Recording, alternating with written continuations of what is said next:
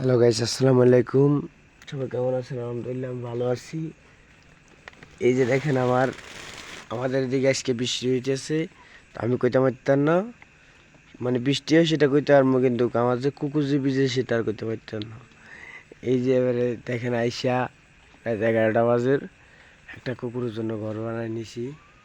দেখছেন, এই যে কুকুর ভিতরে আছে, এই যে কুকুর, এই দেখছেন ঘরটা খুব সুন্দর হয়েছে না? এই যে এখন উপর দিয়ে চাল চার দিয়ে দিছি, ঠিক আছে। খুব সুন্দর হয়েছে ঘরটা। আর বাচ্চাগুলো ভিজে গেছে তো, তাই জন্য বস্তাটা দিয়ে উপর দিয়া, যাতে বাচ্চাটা গরম পায় পায়। এই যে শেষ আমার কাজ, ঠিক আছে। এই যে মাইরা দিলাম, আল্লাহ ভরসা থাকি ভাবে, ঠিক আছে।